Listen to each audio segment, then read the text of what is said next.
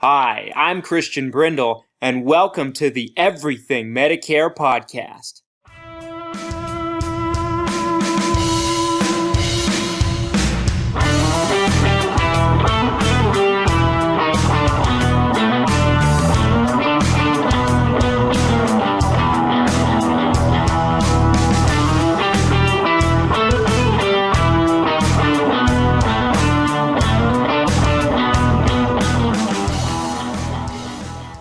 What's up, Everything Medicare Podcast Nation? This is Christian Brindle, and wherever you are and however you might be listening to me today, thank you so much for taking the time. And folks, we are entering into the Medicare annual election period. AEP is what they call it for short, and it's the time period where Medicare plans go through some changing. You ever hear that song, I'm going through changes? That's what Medicare plans be doing in the fall, okay? There's some great information that I'm going to be sharing with you today, some Centers for Medicare and Medicaid Center updates, and just some overall fantastic news and information kind of going into 2023, and kind of some things you should know about when you're making your plan selections during the annual election period. Now, if this is your first time going through an annual election period, maybe you've been on Medicare for the past 4 months, maybe you've been on since the beginning of the year, maybe you got on at the end of last year, but you've never quite gone through a Medicare annual election period before. This is what you need to know. The Medicare annual election period is a time when you are able to change your Medicare Advantage plan to another Medicare Advantage plan. No health questions or anything like that, but any changes you make don't take effect until the 1st of January. The Medicare Advantage plans themselves change their benefits a little bit here and there. You have new plans that come available into different markets. You have plans that are established that are going through changes. Sometimes they get a little better, sometimes they get a little worse. They change their network, they change their drug coverage, they change their health insurance benefits, they change their ancillary benefits like dental, vision, and hearing. Medicare Part D prescription drug plans go through a bit of changes as well in terms of premiums and also which prescriptions they're covering and how they're covering them, et cetera, et cetera. Medicare supplements don't really go through any changes during open enrollment. There's really no impact the annual election period has on Medicare supplements, but it is the time period when you can come off of a Medicare Advantage plan and go on to original Medicare and pick up a plan like that, but you typically have to go through health questions unless you meet some certain parameters that allow you to waive those health questions. But that's what we're looking at. Primarily, Medicare Advantage plans and Part D prescription drug plans is the focus of the annual election period. This is episode 273 of the Everything Medicare Podcast, and for about 3 to 4 years now, this show has been bringing you the true and factual information about Medicare, but making it entertaining at the same time. So I'm going to start off with the news of the hour, and that is the Medicare Part A and B premiums and deductibles, as well as the Medicare Part D income-related monthly adjustments, or IRMA for short, numbers being announced. So on September 27th of 2022, so at the time of recording this, maybe just a couple of days prior, but maybe a week before you actually end up hearing this episode, the Centers for Medicare and Medicaid Services released the 2023 premiums, deductibles, coinsurance amounts for Medicare Part A and B programs, and the 2023 Medicare Part D income-related monthly adjustments. If you're not familiar with what I'm talking about, Medicare Part A has a premium if you don't have the proper working credits over the course of your life. Now, for most people, they do, because it's based off of you. It's also based on your spouse. So it's actually pretty easy to be able to qualify for it. Really, all you need is about 10 years worth, 40 quarters worth. Not even all consecutively necessarily, but just all in one time period. When you factor everything together, that's what it needs to equal out to be.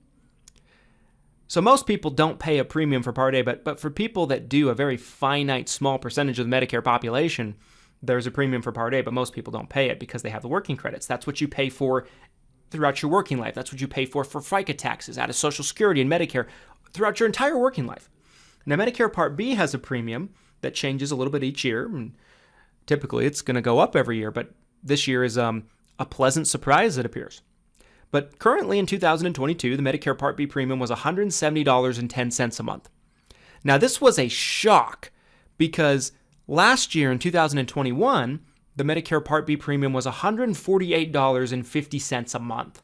So to go from $148.50 to $170.10 was the highest Part B premium increase from one year to another that we have probably seen in over 30 years.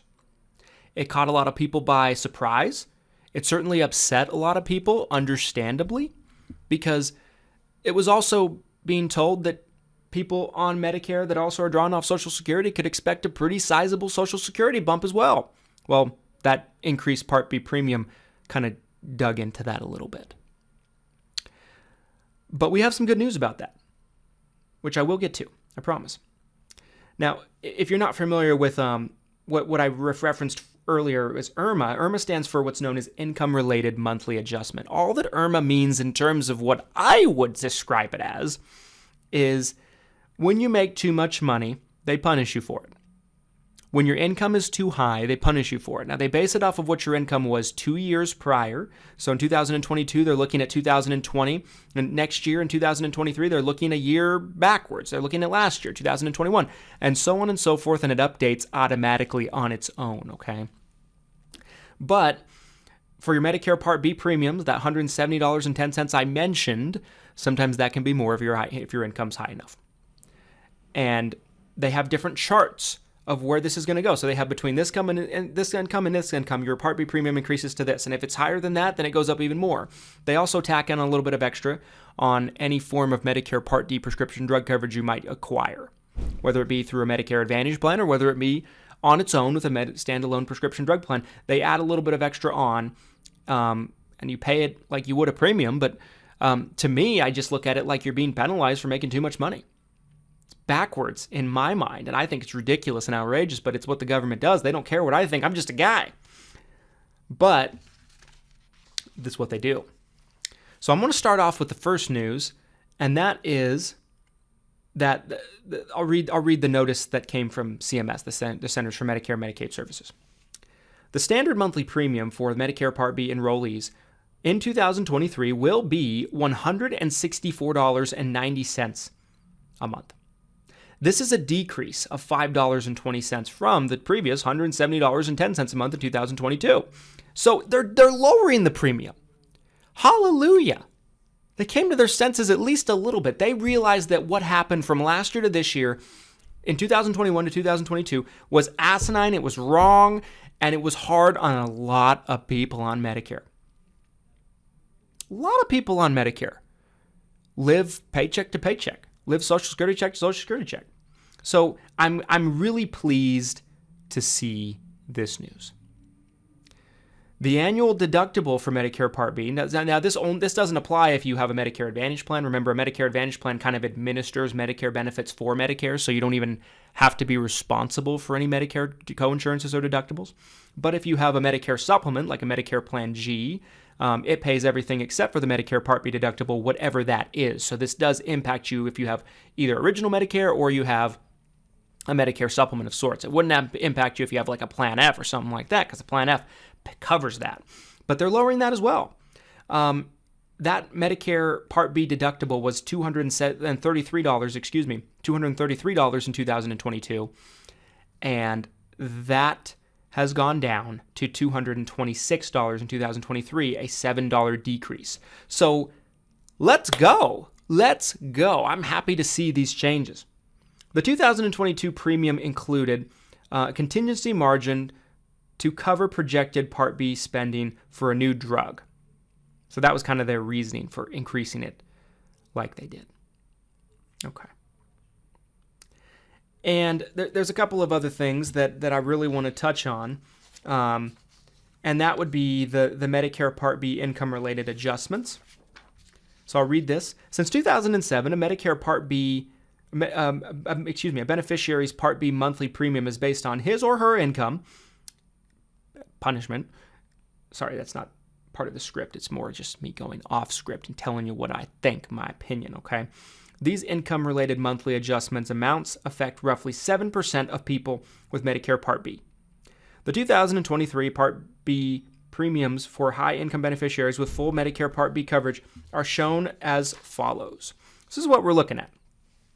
We talked about the regular Medicare Part B premium. And to pay the regular Medicare Part B premium, if you're an individual who file your taxes individually, like you're not married, you're not filing your taxes with a spouse jointly or anything like that, you have to be under $97,000 a year to have the $164.90 a month baseline, bottom line Medicare Part B premium. If you're married and you file your taxes jointly, you have to be under $194,000 a year. If you're over those parameters, so if you're married, it's between $194,000 and $246,000. And if you're single, it's between $97,000 and $123,000. Your premium goes up by $65.90 per month, up to $233.80 a month. If you're between $246,000 and $306,000 if you're married, or if you're between $123,000 and $153,000 if you're not married, you're looking at $329.70 a month for your Part B premium, which would result in $164.80 a month additional on top of your Medicare Part B premium. So total, like I mentioned, of $329.70 a month. And there's more of these, right? You can Google these and find the full chart if you're interested. I won't bore you and go through all of them necessarily. Okay. Now, one thing that is interesting to kind of look at also is they get you on Medicare Part B for IRMA, or Income-Related Monthly Adjustment. They also get you for Medicare Part B, D as in dog. Now, one thing I wanted to mention also is the Medicare Part A premium. So the Medicare Part A premiums, I'll just kind of read this to you. Enrollees age 65 or older who have fewer than 40 quarters of coverage and certain persons with disabilities pay a monthly premium in order to voluntarily enroll into Medicare Part A. Individuals who had at least 30 quarters of coverage who were married to someone with at least 30 quarters of coverage may buy into Part A at a reduced monthly premium rate, which in 2023 will be $278, which is a $4 increase from 2022. If someone doesn't even have that, it's $506 for Medicare Part A in 2023, which is a $7 increase from 2022. So I think that was important, and I find that to be relatively important to understand. Now, the IRMA, let's go back to the IRMA, the Income-Related Monthly Adjustments for Medicare Part D as in dog. If you are over $97,000 as an individual or $194,000 as a married couple, you're looking at an extra $12.20 a month on top of your Medicare Part D plan. That includes if you have a $0 premium Medicare Advantage plan that has your drug coverage included, or if you have a Medicare supplement but you have a separate Part D prescription drug plan. Either or, if you're getting Medicare Part D prescription drug coverage in any form or fashion, that is included onto your monthly premium. If you're between $123,000 and $153,000 as an individual, not married, or between $246,000 and $306,000 as a married couple, it goes to $31.50 a month, and so on and so forth. Like I mentioned, you can find those charts if you are so inclined. Okay. So what does this mean to me as a licensed broker, licensed in over 45 states to do business and work with people on their Medicare health plan, working with a myriad of different insurance companies? I'm now actually required by law to tell you before I talk about any plan benefits that I don't carry every single plan available. I may not carry every single plan available in your market, but for a complete list of plans, call 1-800-MEDICARE. That's a new disclaimer that Medicare, starting October 1st, is requiring all brokers to tell people before they talk about individual plan benefits for Medicare Advantage and Medicare Part D prescription drug plans. I will preface my comments by also saying that I carry a majority of them. I carry all of the credible ones, and I carry all the ones that I'm able to. So I have a litany of the most credible options in terms of what you might want. And in some markets, we do carry every plan for Medicare Advantage anyway. So there's that. But as a licensed insurance broker, nearly a decade in this industry, working with people on their Medicare health plan, I've never seen them lower the Medicare Part B premium. I've never seen them lower the Medicare Part B deductible. What does it mean? It means they know that they royally screwed up last year. I sat at this microphone on this platform a year ago, and I just raved and ranted about how this was such a disservice to our seniors, to the people on Medicare, to you that are watching this, that are listening to this. to you that paid in for your entire working life. You're entitled to your Medicare benefits. And I thought it was absolutely horrible that we saw it go up to what it did. So I think it's justice. Is it going down as low as maybe you might like to see? No, but going down is better than going up. Even if it's going down $1, it's better than it rising. And this is what I would encourage you to be thoughtful of and to keep in mind.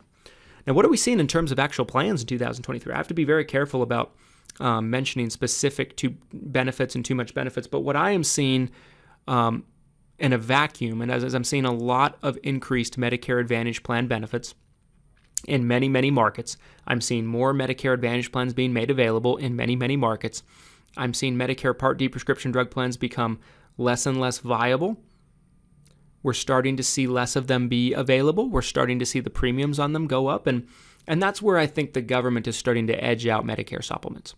They're making the prescription drug coverage not as viable. Now, not everywhere. Some areas, there's still some really strong and viable Medicare Part D prescription drug plans, but we're seeing a lot more Medicare Advantage plan benefits. When I got into this a year ago, in a lot of markets, you were lucky if your Medicare Advantage plan did preventative dental. Now, in many, many places, you have a lot of plans that have, if a plan doesn't have full comprehensive, it's almost like, wow, why not? If you don't have some plans in your market that have Medicare Part B reductions of some kind, which means they pay down your Medicare Part B premium a little bit just by being enrolled in the plan, you're like, wow, that's strange that you don't have anything like that. Most markets seem to have a few. You're seeing a lot of over-the-counter item benefits. You're seeing a lot of flex card benefits, which flex card is like a monthly allowance that they use for over-the-counter item benefits or other types of benefits. It's like a preloaded card that you can use at the store or anything like that. Some people run their dental claims through it. Some plans do.